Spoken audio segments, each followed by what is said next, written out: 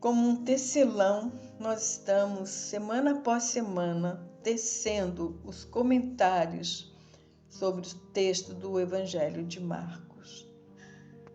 E esses comentários nós temos baseado nas divisões de segmentos do Evangelho. E nós sabemos que as divisões de segmentos são os temas ali apresentados, os temas, as tônicas. Não somos nós que inventamos, o texto traz para fora cada divisão de segmento, cada assunto abordado. Então, nós vamos dar prosseguimento a este tecido da Palavra de Deus, este comentário sobre o Evangelho de Marcos. Mas antes de prosseguirmos, vamos orar? Pai, nós queremos colocar esse tempo diante de Ti, te pedir que o Senhor fale aos nossos corações, que o Senhor nos dê ouvidos para ouvirmos e fé para crermos e coragem para seguir Jesus bem de perto. Fala aos nossos corações, fala ao nosso espírito, ó Espírito da letra, das Escrituras, fala conosco e convença-nos do pecado, da justiça e do juízo. Convença-nos de que esta é a mensagem que o mundo precisa ouvir. Nós oramos em nome de Jesus. Amém. Marcos diz que a palavra de Deus, anunciada através de João Batista, é considerada o começo da ação divina que foi expressa totalmente, plenamente na pessoa do seu Filho Jesus Cristo. Lucas e João, o evangelista João, ele considera João Batista o último profeta dos antigos profetas do Antigo Testamento. Lucas até chegou dizendo que a lei e os profetas vigoraram até João. Desde então, desde João, é anunciado o Evangelho do Reino de Deus, e isto está registrado em Lucas 16:16. Mas Marcos, ele trata o ministério de João Batista mais de perto. Ele dá uma ênfase toda especial. Ele coloca ali João Batista como aquele que está introduzindo o Evangelho de Jesus Cristo ao mundo. Sendo assim, é até possível nós traduzirmos o princípio do Evangelho de Jesus Cristo, Filho de Deus, como princípio do Evangelho foi através de João Batista, o batizador. Concordam? Quando a palavra Evangelho foi aplicada à ação de Deus em Jesus Cristo, significava que a vitória decisiva, há muito tempo esperada, sobre os inimigos de Deus, havia sido realizada. Jesus havia cumprido a esperança para Israel, para o mundo, para todas as nações, e uma nova era raiou. A nova era das boas novas que Deus trazia em Jesus Cristo, o Emanuel. Sim, o Emanuel, Deus conosco, havia visitado o mundo em Jesus Cristo para derrotar todos os inimigos de Deus e o poder do mal, e assim estabelecer para todo sempre o reino de Deus. Marcos apresenta o Filho de Deus como sendo Jesus Cristo. Vamos ver o significado das duas palavras, Jesus e Cristo. Jesus quer dizer o Senhor salva. E Deus anunciou a Maria dizendo que ele seria o Salvador do seu povo. Quando Deus anunciou para os pais de Sansão o seu nascimento, ele disse que ele iniciaria a salvação do seu povo. Mas aqui, quando o Filho de Deus é apresentado como Jesus, ele é apresentado como o Senhor salva. A salvação chegou a nós. E Cristo? O que significa Cristo? Cristo é o ungido. Cristo é o ungido de Deus, isto é, o separado por Deus para uma obra específica, para uma grandiosa missão aqui na Terra. E na abertura do seu Evangelho, do Evangelho segundo Marcos, estas duas palavras foram por ele selecionadas. Ele disse: Jesus, o Senhor que salva. Jesus, o Cristo, o ungido de Deus. E assim, ele usou como nomes próprios. E hoje nós, como igreja, nós nos dirigimos ao nosso Senhor e Salvador como tal. Jesus, tu és o nosso Jesus. Cristo, tu és o nosso Senhor. Jesus, tu és o nosso Salvador. Cristo, tu és o nosso Senhor. Assim diz a igreja. Para Marcos, quando ele usa a expressão Filho de Deus, ele está descrevendo essencialmente quem é Jesus. E quem é Jesus, senão aquele, o poderoso, de quem emana o poder de Deus? Quem é Jesus, senão é aquele, o verdadeiro, aquele que nós devemos ouvir, aquele que nós devemos seguir? Quem é Jesus? O sofredor, aquele que foi obediente ao Pai, ao ponto de morrer lá na cruz. E Marcos diz: assim apareceu João o Batista no deserto, pregando o batismo de arrependimento para a remissão dos pecados. E saíram a ter com ele toda a terra da Judéia e todos os moradores de Jerusalém, e eram batizados por ele no Rio Jordão, confessando seus pecados. Ora, João usava uma veste de pelos de camelo e um cinto de couro em torno dos seus lombos, e comia gafanhotos e mel silvestre, e pregava dizendo: após mim vem aquele que é mais poderoso do que eu, de quem eu não sou digno de desatar as correias das suas alparcas.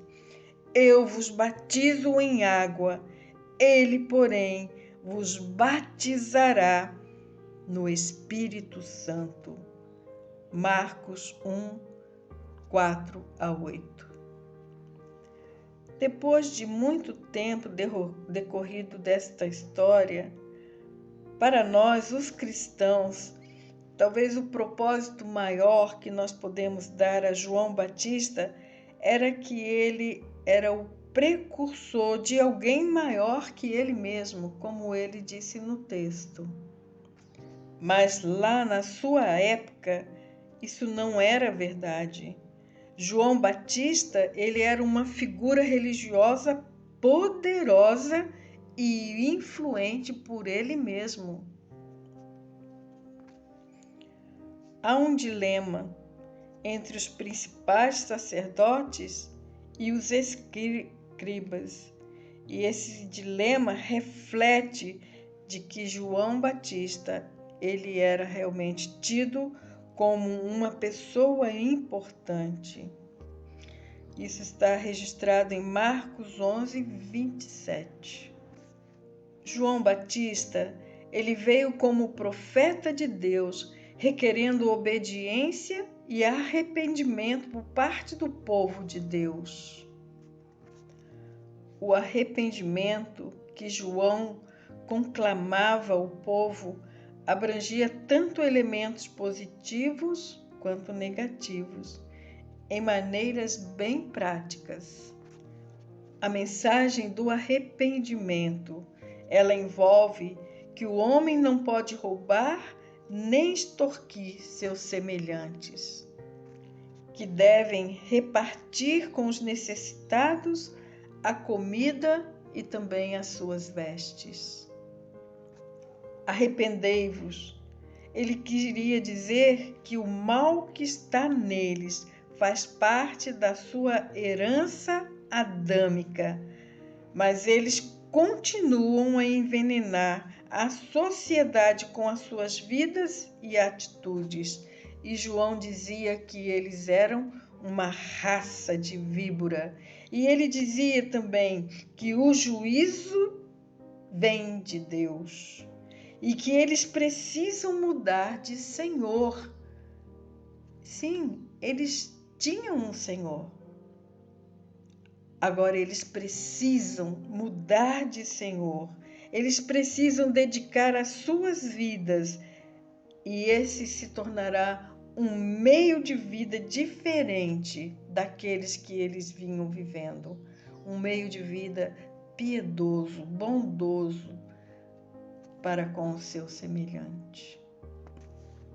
Sendo assim, então nós podemos entender que o batismo de João Batista, o batismo do arrependimento, significava uma confissão pública de que eles estavam arrependidos dos seus pecados. Era uma declaração visível de que a pessoa pretendia mudar o seu estilo de vida, queria viver agora uma vida nova. Olha que lindo! Então, o batismo é para o arrependido. O batismo é para aquelas pessoas que creem em Jesus Cristo e que querem viver uma vida em Cristo Jesus, para a glória de Deus. Sendo João Batista um mensageiro de Deus, então nós podemos concluir que a mensagem dele, a mensagem para o arrependimento, faz parte da ordem divina, faz parte da ordem divina de Deus para o seu povo. E nesta mensagem de arrependimento também vem uma promessa, a promessa de que aqueles que se arrependem genuinamente serão perdoados. Quando Marcos ele escreveu dizendo que muitas pessoas, que uma grande multidão saíram da Judéia, que muitos moradores de Jerusalém, eles vinham até o Jordão para serem batizados, Marcos deseja que nós compreendamos que a pregação de João Batista foi grandemente eficiente e que ele causou um forte impacto sobre as multidões. Embora o povo pensasse que João era grande, ele estava ali anunciando a vinda de um outro.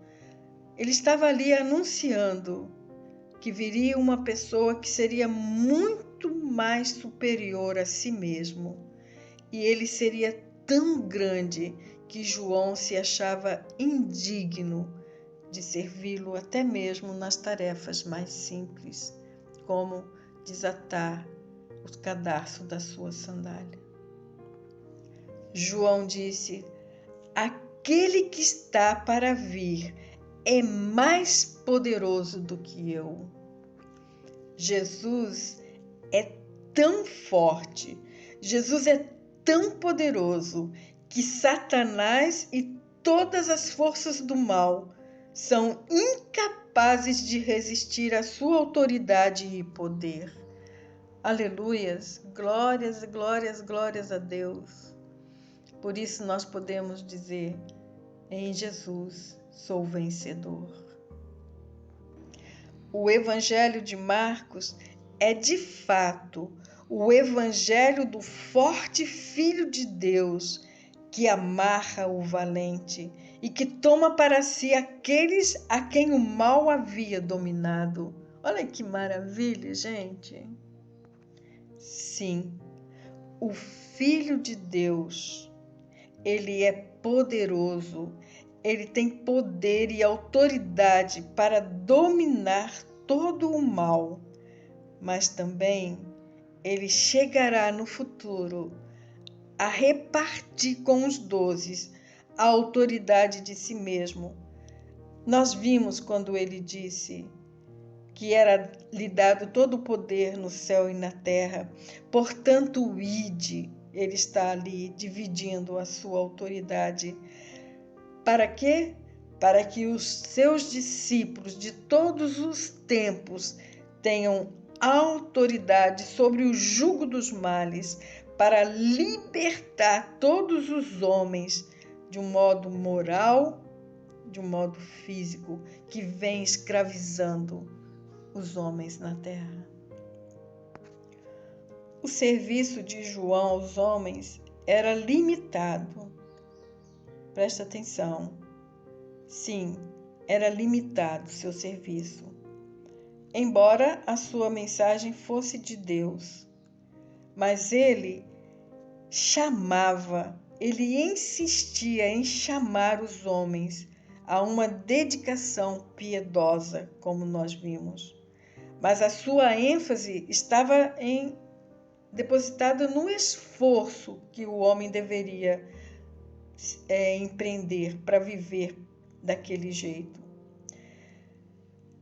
Mas ele reconhecia que também era necessário que o homem tivesse um poder que seria o poder de Deus, e ele reconhecia que ele não podia dar. A mensagem de João era de Deus, mas era Deus quem dava poder, mas era Deus quem dava a ajuda divina para aqueles que seriam batizados com o Espírito Santo. O derramar do Espírito Santo de Deus era esperado nos últimos dias. Assim como nós vemos no profeta Ezequiel, capítulo 36, verso 26.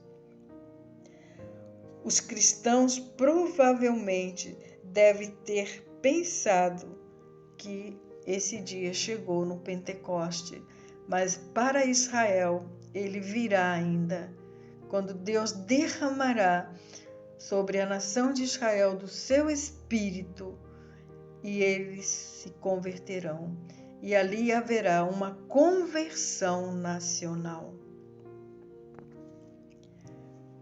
E agora, Jesus será apresentado à humanidade como o Filho de Deus.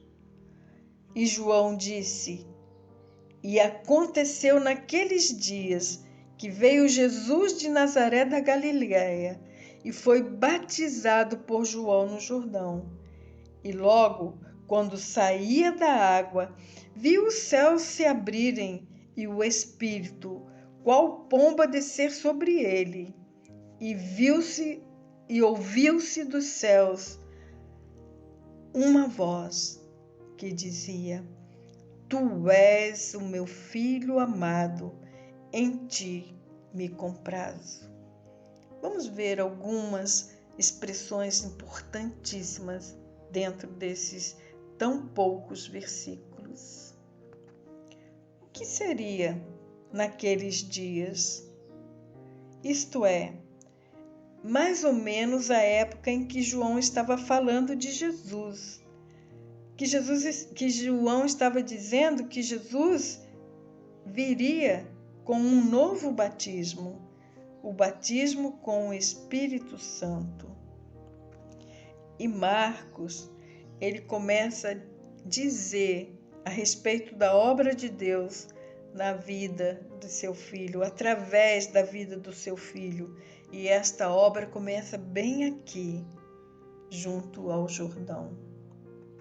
Quando a gente visita a Palestina, tanto do lado da Jordânia, como do lado da Jerusalém, ali, junto ao Jordão, é muito emocionante, pois nós lembramos desta cena. Marcos, ele não fala nada de especial acerca da maneira como Jesus foi batizado. Mas Marcos, ele descreve apenas o lugar. Ele diz que foi no Jordão. Mas, no entanto, ele fala da experiência de Jesus no batismo. João, ele batizava com água, mas Jesus teve uma experiência muito peculiar no seu batismo. De acordo com o Evangelho de Marcos, Jesus certamente cria que o batismo de João provinha de Deus. E ele disse que era importante que ele fosse batizado por João para se cumprir toda a justiça, pois nós sabemos que Jesus era o Redentor sem pecado. E o batismo de João era o batismo do arrependimento. Mas mesmo assim, Jesus precisava se identificar como aquele que havia anunciado a sua vinda, que João era o precursor de Jesus. E Jesus ali se batizando, deixando-se batizar, pedindo para ser batizado por João, ele estava se identificando como João Batista, o seu precursor, aquele que viria para preparar o caminho para o Senhor, para ele. Também existe um fato bem interessante no batismo de Jesus.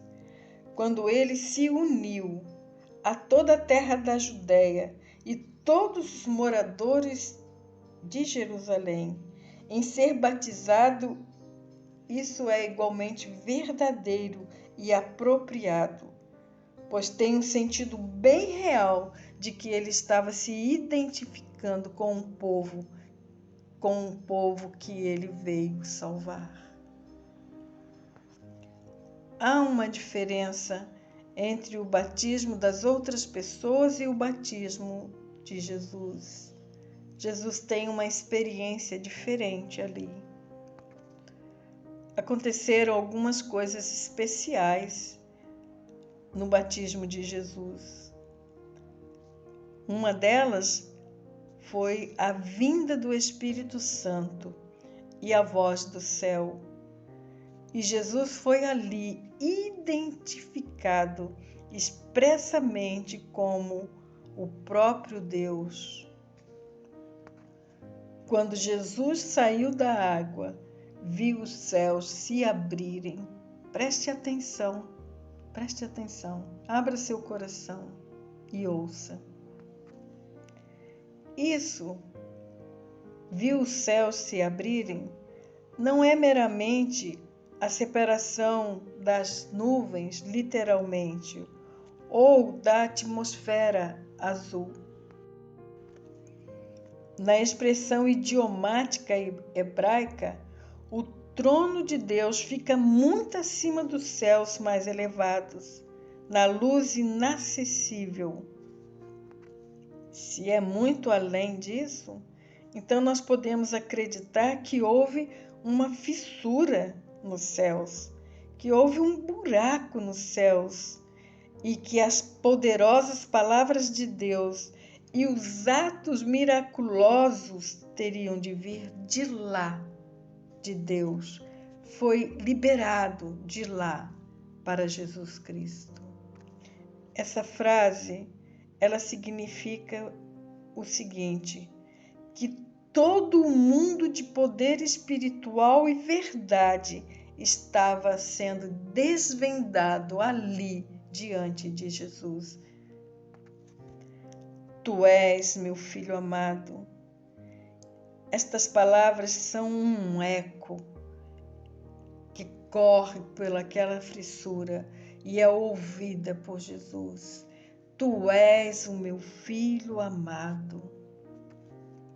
Estas palavras, elas estão indicando que Deus está ali, naquele exato momento, coroando o seu rei, que reinará sobre todas as nações. Tu és o meu filho amado. Sim, Deus disse, Deus apresentou Jesus ao mundo.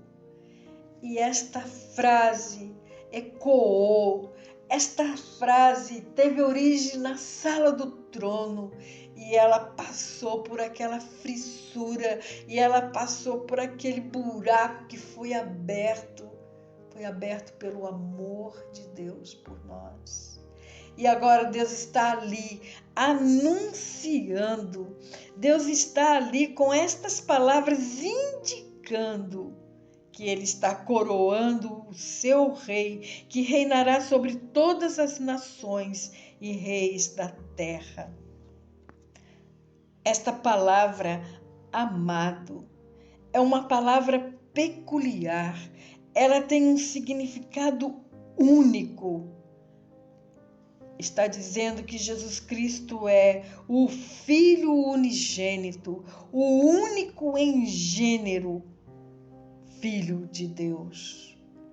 E nós sabemos que quando Jesus deixou o céu para vir a esta terra, sim, ele saiu de lá como o unigênito Filho de Deus, o único Filho, o único em gênero, não existe mais ninguém como ele. Mas nós sabemos, sim, nós sabemos, a Bíblia relata, a Bíblia nos diz que quando ele voltou para lá, ele já não é mais o unigênito Filho de Deus. Ele já não é mais o único Filho do Pai. Agora, atrás dele, vem uma grande multidão de filhos e filhas para Deus, que Jesus Cristo conquistou, que Jesus Cristo tem conquistado nesta terra. E ainda há lugar para filhos e filhas na mesa do Pai, ainda há lugar na família de Deus. E nós precisamos anunciar a este mundo, a estas pessoas, que ainda há lugar, E Deus não para ali, anunciando que Jesus é o Filho amado, mas ele completa a frase dizendo que ele tem prazer nele. E agora ele já não está mais apresentando o rei, e agora ele está apresentando o seu servo sofredor, que também traz consigo mais uma ou uma outra promessa. Sim, Deus está dizendo que ele tem uma promessa de dias melhores, de justiça e paz, que deverá vir através do sofrimento deste servo que foi escolhido a dedo. Deus escolheu a dedo Jesus Cristo. Filipenses capítulo 2 diz que Deus o escolheu por ele ser humilde, por ele ter se esvaziado de si mesmo para ser o Redentor, para ser o Salvador, para ser aquele servo que obedecesse tudo e assim vingar toda a desobediência que tinha sido instaurada aqui na terra. Em ti me comprazo, Deus está apresentando o seu servo amado e aqui expressa um relacionamento novo e vital com o Pai. A experiência batismal de Jesus Cristo, que foi narrado por Marcos, foi para Jesus uma palavra de certeza carregada da sua afirmação de filho. Foi uma palavra de certeza concernente à sua filiação para com Deus e também uma unção para a sua tarefa divina que foi ordenada. E também foi um investimento de poder para realizar a tarefa que lhe fora dada para realizar. E esta tarefa, ela incluía a derrota de toda forma de mal que assedia o homem no seu interior e no seu exterior.